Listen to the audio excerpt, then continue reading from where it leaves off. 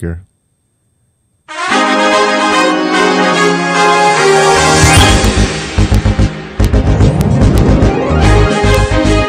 All right, everybody, and welcome to the Nintendo Pulse, episode number 27.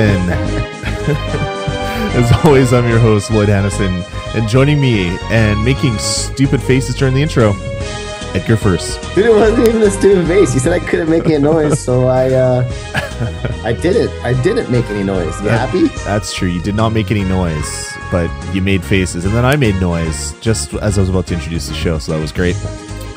How you been, my friend? Pretty good. I just noticed that I have some crushed red pepper in my office. Nice. Don't know why. Oh, you're at work? You're not at home? My Virtual Boy. Oh, no, I'm at you're at home.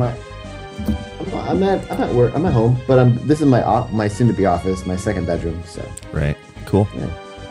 But you're doing, dude? You're doing good. I'm doing excellent. That's good. No, I'm doing very well as well. As I said in the intro, this is the Nintendo Pulse number 27. You can hear the music's a little bit different. Celebrating a game release this week. Kid Icarus Uprising just came out on Friday, which is such a weird release day for Nintendo. They usually do the Sunday releases. So much so that I called my local EB to see on Friday at like 10 o'clock to see if I could go pick up my pre-order. And they're like, nah, dude, that game's not out yet. I'm like, no, it is. It's releasing on the Friday. They're like, no, it's not out to Sunday. Nintendo doesn't release stuff till Sunday, bro, or whatever he said to me. And I'm like, no, just check your machine. It's there. I guarantee it. So he goes and he checks it. He's like, wow, it's like totally in now. That never happens. And which is weird. Like we're in the middle of landlocked Manitoba. I don't know why he had a surfer accent, but he did. It was kind of funny. Oh, awesome. So yeah, picked up Kid Icarus. It's awesome. We're going to talk about that a little bit in the show. Before we get started, wanted to make mention that we're a proud member of the Tech Podcast Network. If it's tech, it's here. Find out other shows like this one over at techpodcast.com. And the only announcement, actually, no, there's two announcements in this episode. I forgot to add one to the notes, but it's there. I just wanted to mention again that These Dudes on Games, episode 2 was posted last Wednesday. Episode 3 will be posted this week. And it's actually going really, really well. Jeff and myself are doing shows. If you're not familiar, that's our general gaming news show. So we talk about pretty much everything out there, not just one platform or another. So you'll definitely want to check that one out. And if anybody's interested in hearing what game development's like from the development side, from the developer side, I posted Touch of Gaming episode special episode number 3 over at vgpodcast.com. And that's an interview with the folks over at Rodeo Games. They released a great iOS game called Hunters and Hunters 2.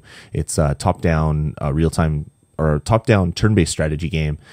Really great game. And they came on and we did about a half-hour show with them. So put it out as a VG podcast special, Touch of Gaming special. So definitely want to check that one out if you like hearing from game developers. It was a lot of fun, and hopefully we can do a lot more of those in the future over at VGPodcast.com. Dude, you're like legit. You're almost a journalist now.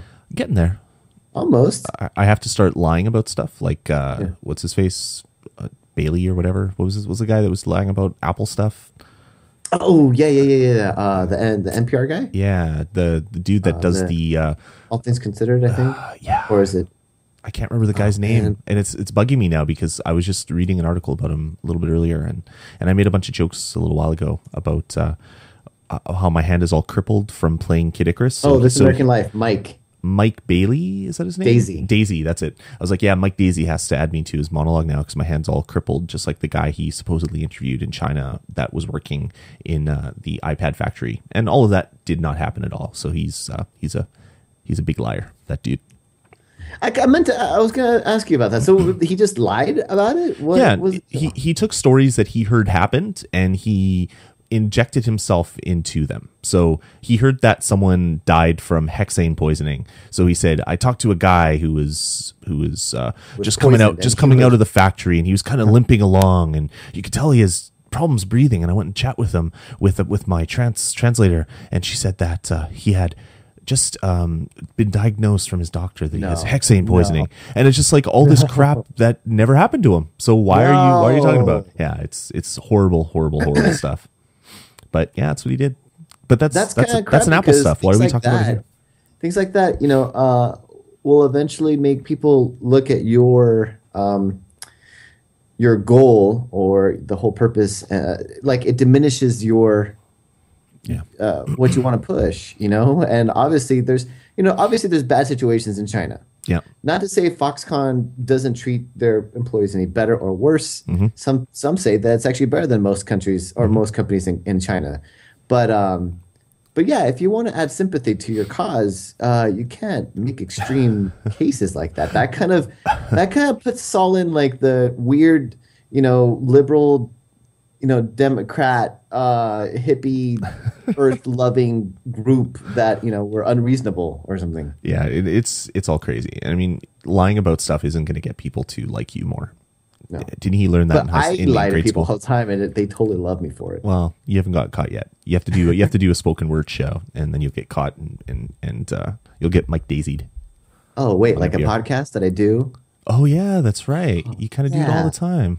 It's, Edgar never tells the truth, guys. You heard it here first. He admitted to it. Love me, please love me. All right, so since that's not Nintendo related at all, let's get into something that may be Nintendo related. I don't know. You don't play Nintendo games very much, so I don't know. No, I do.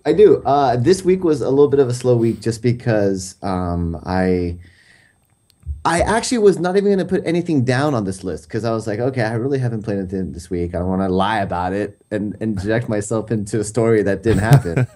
So I was totally walking down the street and I met Miyamoto, and we actually played like Mario together. We played battle mode. Oh, it was so great. Remember that game that had battle mode? Yeah, we played that one and we were jumping on each other. I can't remember the name because he took my DS and he ran away.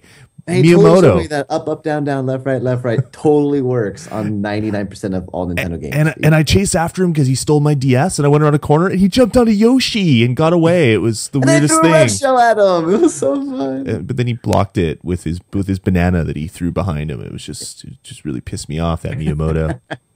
So no, I haven't had a chance to really play my 3DS. Even though what's funny is a dude at work. I think I mentioned before that I've been to Disneyland, and I go to events where I know there's going to be little kids there, and I street pass the hell out of them. And I've managed to collect every single pink panel, right? Yeah. So I mentioned that last time, and since I've told this guy at work, I am forced to bring my 3DS to work every day because he wants to collect them. So he actually is playing my 3DS now for the last 3 days or last few days than I have. He will literally ask me for my 3DS. And if I haven't used him in Street Pass, he will go and play the dungeon for me and Street Pass himself again so he can collect my puzzle pieces. That is awesome. So, he just literally goes into my office and I have to hand him my 3DS. Is he your boss? Is he like holding your paycheck above your head? No, not at all. He actually works for me. He's yeah. So it's pretty funny. But I am playing, and I totally wasn't even going to put this on the list, and I haven't even talked about it on Nintendo on the Nerdbird podcast, but because it's being ingrained into my daily activity. It's Dance Central 2. Wow, that's awesome. That's why you're wearing your Beat Boy, your beatboxing gear. Yeah. You have your Beats headphones. You have your hoodie on. Yeah, I'm hoping that I'll be able to scan myself into the game and use that as a That's player. awesome. By the way, we're recording video of this, so if you want to see a video of Edgar doing his moves, we'll have that up over at VGPodcast.com. It'll be great. I've never been so proud of myself getting 5 stars first time out on my prerogative on hard. Wow. On Zelda 2. I'm impressed. Well, you can like that game. That's your prerogative. Yeah. Not good. What'd you say? Not good. I said you can like that game if you want. It's your prerogative. It's just horrible. And then I grimaced, and then Skype broke up, which was probably the best time for Skype to break up ever. Exactly. So, Cool. Lloyd, I know that you've been playing a lot more Nintendo games than I have. What have you been playing? We'll talk about Kid Icarus in a second. First, I want to talk about Crush 3D. So I gave the game a chance. I really, really did. I didn't want to waste my money, even though it was like $25 or whatever I paid for it. I can't even remember. Mm-hmm. This game pisses me off so much. It's. Have you ever played a game where a tutorial just never ends? Like, actually, if you want, this is one of the topics on the news that I want to talk about. That's actually pretty funny. But continue. Yes, I have. Well, basically, you play 2 levels in the game, and then it introduces something new. So the first couple levels, you're just running around, and it's like, oh, if you hit X, you can jump. So use that, and then you have to beat the level by jumping. It's like, okay, that makes sense. And then 2 levels later, it's like, oh, did you know you can push things? Run up to it and hit Y, and you'll push stuff, and you have to do it this way. 2 levels later, it's like, oh, did you know that you have to do this? You have to duck and crawl under things. And it's like every 2 levels, it's introducing something new for you to do in the game, which would be okay if it was fun, but after like say 10 15 levels, the game just gets so difficult. Like you're doing so many different things, and it's and it gets to the point where if you make one wrong move, you have to basically restart the level because you've screwed up what you can do. And I just got to a point where it's like I'm not having fun at all. Like this game is not enjoyable. I'm not liking it, and I'm gonna put it on the shelf and never touch it again. So I did. It's like behind me on the shelf. You can't really see it in the video, but it's like it's like right there. I can see the words barely right there. And I'm probably going to bury it and never play it again because it just that sucks. And it's a Sega game. I expected more. Unfortunately, I can understand why they dropped the price, because if they asked $40 for this, they would have had a mutiny on their hands. But that's that. That's crap. So let's get into the good stuff. I picked up Kid Icarus Revelations, and it comes with this snazzy little stand that you stick your DS on, and it's like, oh, look, I have a 3DS, and it's on a stand, because that's the only way that I can control this game without getting like weird, crazy Nintendo claw, which is what I'm calling it rather. But basically, I picked it up, and I am in love with this game. It's made obviously by the same people that made Super Smash Brothers, and you can really tell by playing this game. There's so much content thrown into here. I mean, there's 25 levels, and I can see you looking around in the video. Everybody can see your chin. It's pretty awesome. That's gonna look good on video, right? I just noticed that I have like we had a flood here not too long ago. Like the idiots upstairs, disconnected their water, and their floor flooded, and it started leaking into our apartment. So you have brown ceilings now? Yeah, now I have like a wet spot on my ceiling that I just noticed. Nice. So that's awesome. That's great. I'm glad, and it's going to turn into fungus, and I'm going to die. That's good. I'm going to inhale fungus. That's good. But you look good with your Beats headphones. So there you go. And my beard ish. No, this is a beard. You may continue going. All right. So this game has like a stupid amount of content in it. As you're playing it, there is obviously the solo mode. In the solo mode, you play 25 levels. In addition to the solo mode, there's something like 100 different weapons that you can collect by playing the game. They range in power, they range in abilities, they range in pretty much everything. Any of the stats, they'll all be kind of random. There's a way that you can actually destroy weapons that you don't want anymore, turn them into hearts. You can fuse weapons together and make other weapons. There's a treasure hunt, which is similar to, remember in Smash Brothers where you'd uncover different trophies? There's like panels that would flip over when you do different things. They have that in this game, except it's like a little puzzle piece. It's almost like when you play your 3DS puzzle game, you do something in the world and it unlocks a piece which can give you nothing. Sometimes it gives you an idol. Sometimes it gives you a weapon or music that you can play or whatever, which is kind of neat. Apparently there's multiple pictures because there's 360 achievements that you can get in this game as you progress through the game. If you ever get to a thing that you can't do, like I'm going to go to one that I haven't unlocked yet, clear chapter 2 within 13 minutes. I can probably do that one. So let's go something a little bit more difficult. Defeat Dark Lord. I don't want to spoil that, so let's just leave that one. How about defeat the Kraken with the bullet blade? So Kraken, we've seen that character in the advertising, so it's not really a spoiler. So you might not have the bullet blade, and you might not know where to find that weapon. So you can also get things called, I guess they're feathers, and you can actually use a feather to immediately unlock one of the items that you can't get. So if something's really difficult for you, you can just unlock it for free. By using the feather, but of course feathers aren't unlimited. You have a set number of them, and you have to play the game to unlock more, I believe. And then there's something called idle toss. So in this game, you have 380 or 420, something like that, of the AR cards. And each of those AR cards is an actual idol in the game. So an object, either a character, a weapon, something like that. So in idle toss, you basically, as you play the game, you get eggs, and then you put them in this little dish, and then you flip the dish up. Just by grabbing it with your stylus. I don't have an egg in it, so I guess I can flip it up, but the egg doesn't fly anywhere. And the egg flies up, unlocks, and will give you maybe a new idol, similar to Smash Brothers, where you'd unlock the little statues and the trophies and things like that.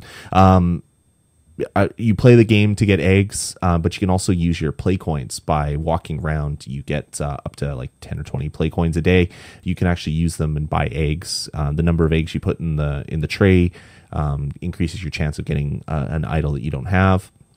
Of course, you can unlock those idols too by getting AR cards. The game ships with, I believe, 6. I got a pre-order bonus of 5 extra ones, but there's going to be all sorts of ways to get AR cards like we talked in last episode, so those will also unlock some of the idols as well.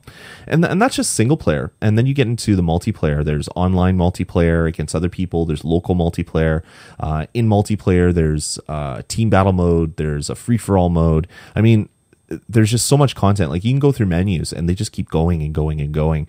They've implemented Street Pass. So what you can do is take one of your weapons and put it into a gem. You still get to keep the weapon, but it gets added to a gem. And then as you walk by people, you'll just give them a copy of that weapon, and you'll get copies of weapons from them. And then you can actually unlock those gems by spending hearts that you get by playing the game. You can unlock the weapon. You can fuse weapons together. I mean, it just keeps going on and on and on. And then, of course, there's the AR battle mode, which I've barely even gotten into, where you put 2 cards in front of each other and they battle each other.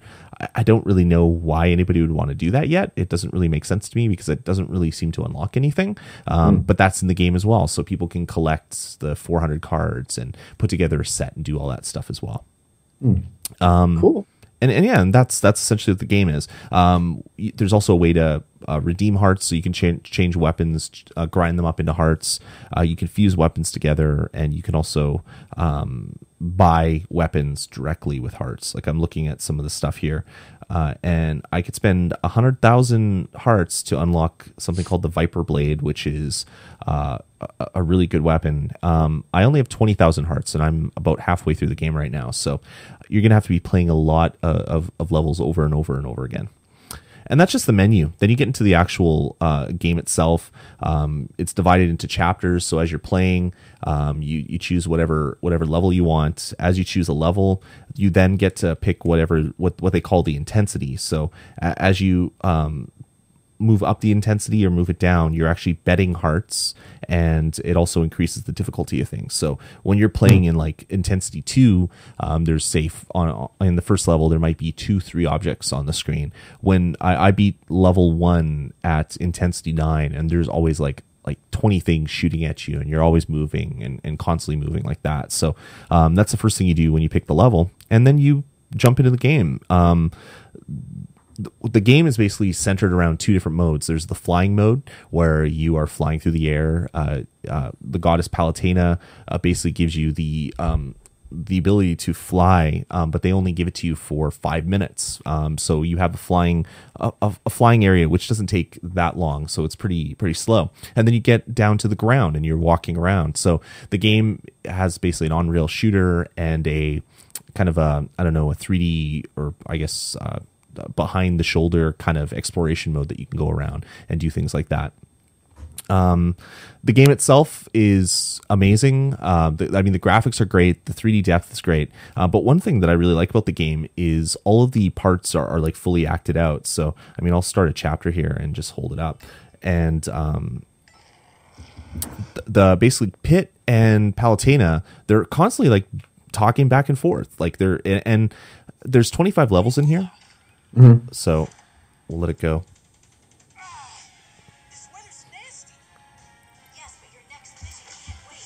You must defeat Dark Lord Gal. So you have the characters are for the levels are constantly talking back and forth, and the levels themselves can be like 20 minutes. So that's like 20 minutes of recorded audio. I mean, it's not happening all the time, but a lot of it is filled up with actual talking.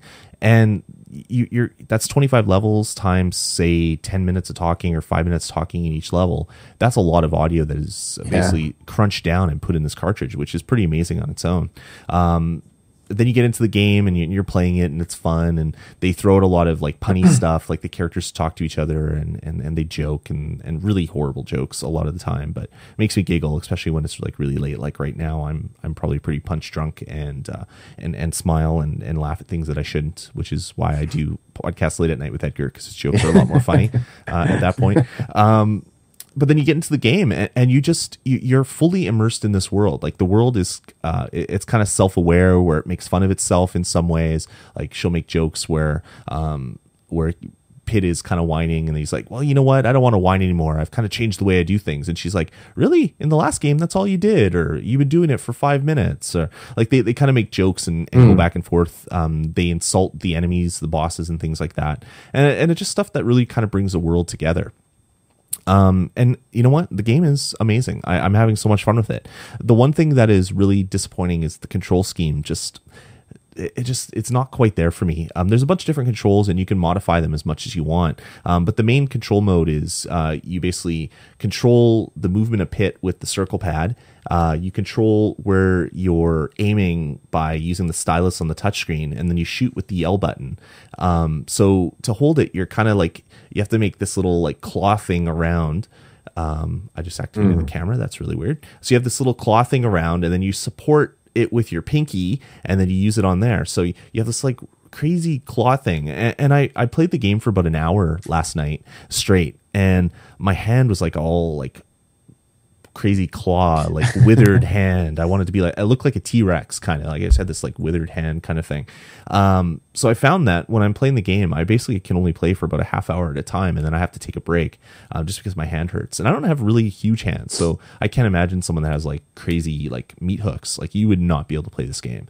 I don't know why they controlled it the way it is, especially with the Circle Pad Pro. Would have given you a better way to control this. It comes with a stand, of course, so the system can sit on the stand and you can control it that way, so you don't have to worry about supporting it with your pinky fingers. Unfortunately, to me, it's uncomfortable to be sitting there and kind of looking down at my system as I'm playing it, so that wasn't really too comfortable with me. I then took out my Circle Pad Pro and hooked up my Circle Pad Pro to it, thinking that since it has kind of like a little wing on the bottom, maybe it'd be more comfortable. Yeah, it wasn't more comfortable. So I don't know. I think I'm just going to have to live with how uncomfortable the controls are. The controls themselves are decent. Basically, you move in the air. You can just move around with Pitt, so you're moving in the screen. When you're on the land, you basically move around with the circle pad. But if you quickly like slam a direction, you dash in that way. So you dash forward, dash back, left and right. And that's really the only thing that's really kind of bad about the on-foot controls, is that I found myself dashing into pits and dashing off bridges and dashing off mountains, and the dash really isn't that great, unfortunately. But other than that, I mean, the controls are solid. They're just uncomfortable. So I don't know how they can fix it. Apparently, I didn't put it in the notes, but apparently it's in whatever interview. I can't remember exactly where the interview was, but they've confirmed that this game is able to be patched in the future. They just need a 3DS system update to enable game patches. So potentially in the future, maybe if there's enough backlash, they can patch in a dual circle pad as a control scheme in this game, which I think would really work really well. But who knows if that's ever going to happen. So I don't know. I'm about halfway through the game. Maybe I'll give my full review later, but that was kind of an overview, I guess. It was a little bit more than just an overview, I guess. But I don't know. I'm fully enjoying the game. I've only gotten into the online multiplayer a little bit. Basically, multiplayer involves you picking either local or online. You pick your loadout, so you pick your weapons that you want to use and stuff like that, and then you join a room and you start battles with people. And if you're playing the team mode, it's 2 teams of 3. Basically, whoever dies based on the strength of your weapon, that takes that much amount of life off the global life bar that your team has. When your team dies, the person that died last becomes a pit. So either pit or dark pit, and then whoever kills the dark pit on the other side gets a bonus at the end of the round, and then you get like a couple hundred hearts for playing. So not really a great way to get hearts, but if you're playing some high level characters, sometimes you can get some really good weapons that way and make the single player experience a little bit better. So the game will revolve around you needing new weapons, not being able to afford them. So you play earlier missions on like level 7, 8, or 9 to get more hearts and all that stuff. And then you can use that to buy more weapons, which will then be a little bit easier. And the game will just kind of go on from there. So all in all, I'm really digging it. The game is good. Everything's good. Multiplayer is good. But we'll have to wait a little bit until maybe I beat it, maybe next episode, and I can tell you exactly what I thought of the game. But so far, definitely a must buy. I can't say enough good things about this game. I really dig it. And a real quick update. It's more of a rumor than anything else, but from what I've read, there's a couple of rumors saying that the 3DS can get the Nintendo Network that would allow that type of patching. Yeah, sooner than later. That's what I've been seeing. Yeah, the current rumor is that a new system update will be required to have game patches. So hopefully that will happen in the near future, because it would be really good if they can get CirclePad Pro supported. Yeah. All right, what's next? All right, well, let's get into news, I guess. Sure. First up, this is a game after your own heart, Edgar.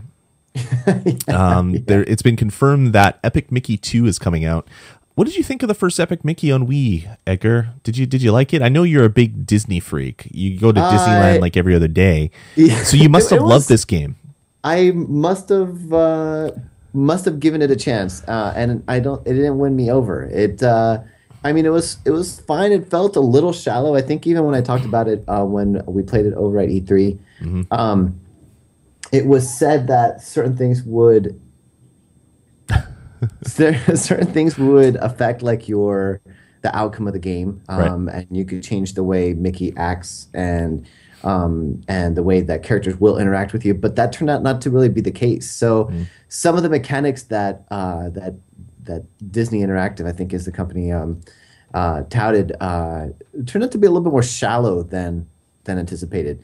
Along with that, some of the mechanics were broken on some of the side-scrolling games. It just felt kind of weird. The camera controls were just the worst that I've ever played in a game. You had a reticle, but it wouldn't figure out that you're pointing through rock sometimes. So you'd be aiming at the floor and you'd shoot stuff, and then it would hit like the ledge that you're standing on. But it's like, no, the reticle's over there.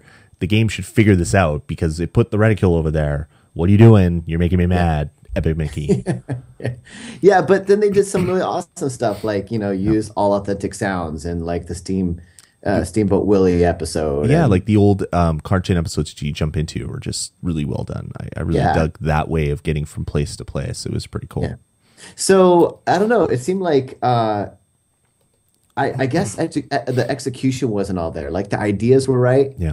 But the execution wasn't proper. So I guess you want to jump in with the Epic Mickey 2 announcement? Yeah, so Epic Mickey 2 has been announced. It's been confirmed. And it's been announced that it's going to be on all of the HD consoles, including the Wii. So whatever the Wii, if it's the Wii U, if it's whatever it's going to be called, it's going to be on that as well. So your 360, your PS3, and the Wii next generation console is going to ship on.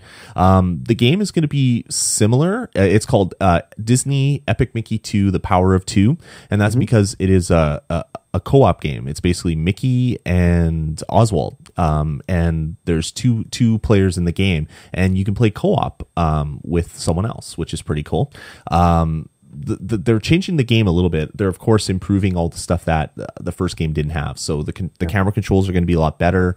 They're pretty much going to make it a better platformer. Some of the platforming elements were kind of not there, so they're going to be adding a lot more, I guess, finesse to the game engine to make that stuff work a little bit better.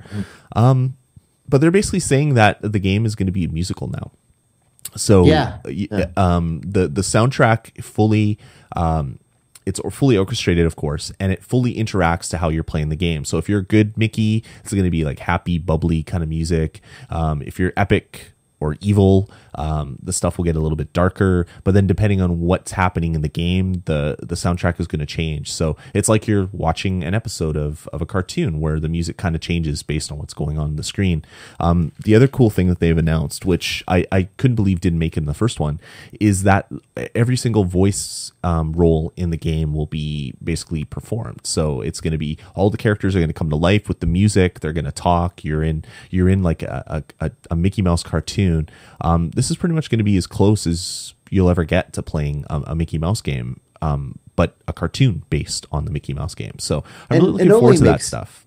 Yeah, it only makes sense. Sometimes I'm a little weary of having every character. I mean, we were talking about Kid Icarus, where every character is played out with voice, which is amazing. Yeah. But then sometimes games like that really fall on their face, and it's almost safer to do it without voices, and then you just imagine your own. But with this type of game, it's almost essential because you don't come around Disney characters very often that don't speak. Yeah. So when you have to read their text and what they would say, it kind of takes you out of it and lets you know, hey, you are playing a game. Exactly. And you're not actually watching a cartoon, which is what they want you to do, is they want you to feel as if you're actually watching an interactive cartoon. Yeah, and the really cool thing is Oswald is going to be fully voiced as well, which is weird because he's never had a voice before. So they're actually they're giving him a voice for the first time. The first Disney character ever is now going to have a voice and is going to be in this game. So kind of neat for that. I mean, if you're into the whole Disney thing and you love Disney, I mean, it's cool for that reason, if nothing else. Yeah. Next up, and this is unlike the detail-filled mini preview that Lloyd just gave you on Mickey Epic 2 or Epic Mickey 2. Yeah. What's also known, or kind of known, not really, is that it's coming out on the 3DS. It's called The Power of Illusion. And the only reason why we know about it is because the cover of Nintendo Power has been leaked through IGN. That's right. And that's pretty much all we know. It's going to be developed by Dream Rift, which says here they are part of the Henry Hatsworth guys. That's right. So the development team that brought that game to life. So the rumor is that it's going to be a 2D platformer type thing, similar to like Castle of Illusion from like the Genesis and Super Nintendo days, but done obviously on the 3DS with 3D depth and some 3D aspects to it. So I think New Super Mario Brothers is what I'm kind of thinking of. Right. I love that. I loved the old Disney platformers. Yeah. Like you had Aladdin, you had Lion King, you had even like the old NES DuckTales. Like all those old Disney platformers, there was something about them that just made them so much better than a lot of the other games that tried to do platforming on the consoles. If they can have like a Castle of Illusion like game called The Power of Illusion on the 3DS, I'm all behind that. I am more interested in the 3DS version than I am the Wii. Most likely, if it's coming on the Wii, I probably won't pick it up. I'm gonna play it at E3. That's gonna happen. Yep.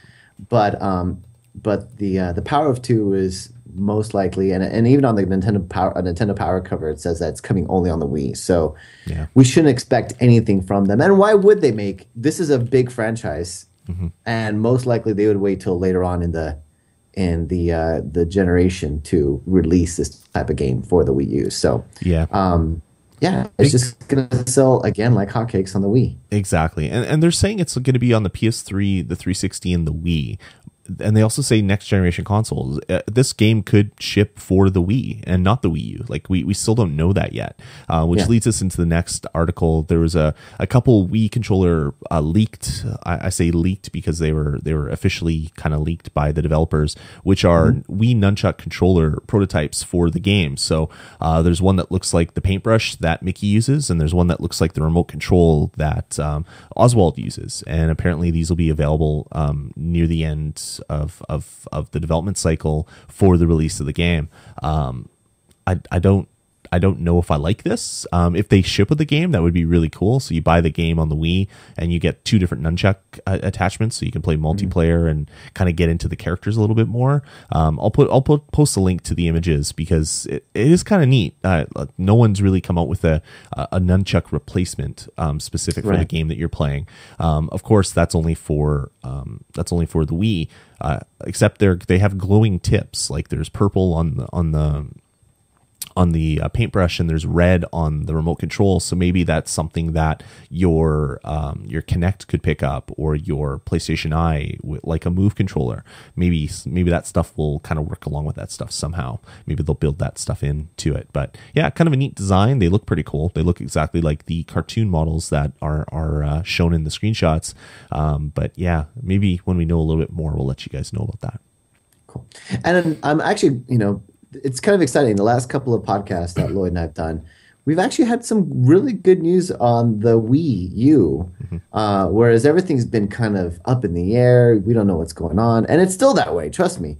But there's a lot more rumors coming out about actual games. One of them being Darksiders 2. I'm not sure if you guys remember it, but it came out on the PlayStation and on the 360, and it was... Is that Capcom fighting game?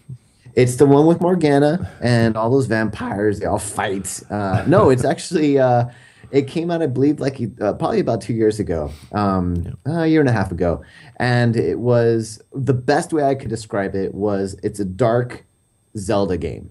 Like it's an action adventure game with very dark tones. And from what I understood, it was awesome. This is one of the games that actually Steve recommended. He's like, you gotta play this, and I don't ever listen to him, so I never played it. But the interesting part is that this dark game is going to get a launch date of day 1 for the Wii U. So it will be side by side on the day's release. You know what? We should check now that list that we said was complete bull. Yeah.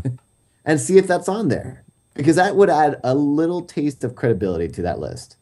I still think that's a bunch of BS, to tell you the truth. Yes. But yeah, could be. I'll check the list real quick while you're talking. It's pretty exciting. It's coming out. Let's see. Darksiders 2 will be available June 26th in North America and June 29th in UK for the Xbox 360, the PS3, and the PC. So we don't know when it's coming for the Wii U, but it's definitely coming. What they do talk about, and I appreciate and respect this, is that he said we're not changing the core dynamic of the game to fit the Wii U, but we are changing control schemes, which makes sense to me. Like there's no reason for a company to go all the way out and change a game that drastically, especially when you're trying to when you're trying to release the game for launch. But he does say that it adds things like changing your weapon on the fly and while you're still in game. And he says that does amazing things for gameplay. Oh, jeez. Bless you. Man. Thank you. It does amazing things for gameplay, because otherwise you would have to pause the game, change your weapon, go back into the game. Yeah. He's saying that even that small difference, even though it doesn't change the mechanic at all, changes the way you play the game and enables you to stay within the environment, which that's exciting to me.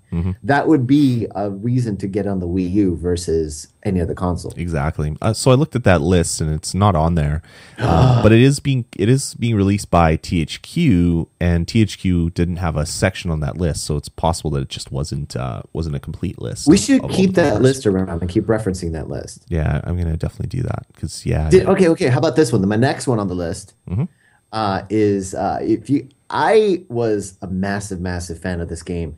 Loved it, played it through twice, and was hoping for a sequel that never came. Eternal Darkness on the GameCube was developed by Silicon Knights. Dennis Dyack was reported to saying that a big IP of ours is coming to a console soon. We're making a sequel, and they haven't had that many awesome hits as of late. So.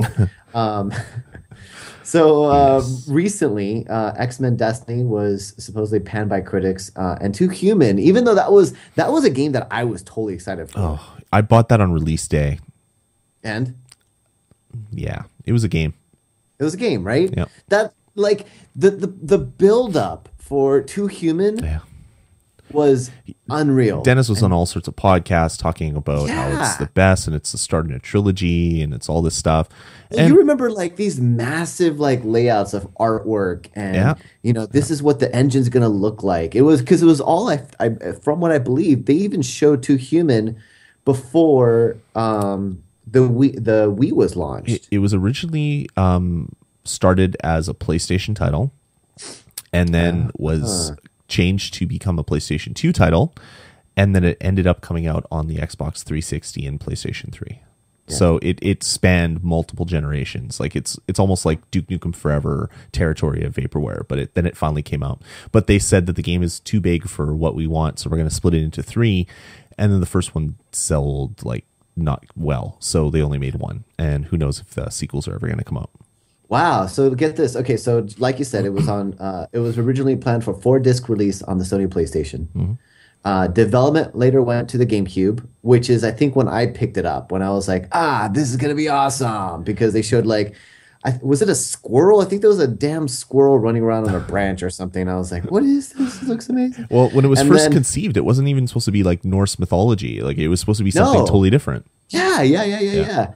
So, and then actually, I guess the reason why it finally came out was they sold the rights to Microsoft in 2005. Right. And it finally got released. So, and then it became a mediocre game after like this many years of development. That's right. It didn't come out on the PS3, did it? It was only the 360. Yeah. Oh, that's right. Yeah, that's what I played it on. And yeah, I mean, the game was okay, but it's no Eternal Darkness. So hopefully that actually comes out. Did you play it? I did. It like tried to mess with your mind. Like it was at one point it starts deleting your save games, and I was like scared. Like I sit there and I'm kind of like vibrating, and I have that tinge of like panic in me, and I'm like, is it really deleting all the save? Because I had other save games on that card, and if it deleted the other save games, I'm gonna be really angry.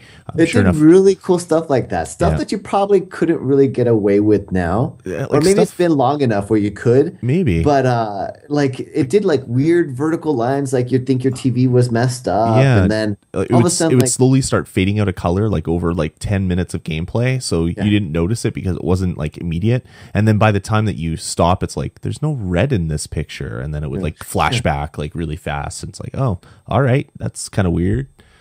It was awesome. Yeah. And it was like a history class, if I remember correctly. Like it would take you throughout. It was like Quantum Leap. Yeah, it totally was Quantum Leap. Anyways, so it's hinted, he didn't say it's specifically this game, but it's pretty much the only game that people are really asking a sequel for. Right. I could imagine people asking us, because 2 Human was supposed to be this epic, massive game, and it turned out to kind of fall flat. So it could be that, but I imagine it's Eternal Darkness. And what other console than the Wii U for it to be released on? Like that would be up. Can you imagine like if they did that weird mind trip stuff when you have this Wii U controller in your hand, and then you're also, I don't know, it just seems like you look down and there's like a bloody face trying to get out of your Wii U tablet, like stuff like that, like just to mess with you. That would be pretty cool. Definitely. So, totally excited about this. And we'll find out, I guess, at E3. Yeah. So you're going to E3, right? Oh yeah. Are you going for just one day or multiple days? Have you planned it out? If I'm definitely going for a full day, because work gives me a day off to go to E3, which is amazing. Nice. Will they give you a day off to send me a plane ticket and fly me out there to go to E3? I'll ask. Okay. I think Good. that might be an option when I'm filling out my vacation dates. Nice. Like put it on expense that, son of a. But I'm definitely going for one day, probably 2. Cool. But I'll have to see. So we'll definitely have to do a show right after, and we'll talk about all the great Nintendo Wii U games out there for sure. For sure. Awesome. Okay, well, moving on. Let's end the show with a couple news items for Kid Icarus, since we kind of started. I don't know if I agree the show with this, that. by the way. What? The next one? Yeah, Nintendo World Report, they're posting up a full Kid Icarus AR card guide, which includes images of all the AR cards. So if you're not someone that is able to buy the AR cards, they will have images online so you can scan them into your game, which I kind of like the thought that I'd complete a set because I'm a collector. I collect sports cards and other things. I just like to collect things. So I would like to have the physical things, but it's going to be really hard to put together. The new Nintendo Power that we talked about that has Epic Mickey Power of Illusion on the cover actually ships with some AR cards.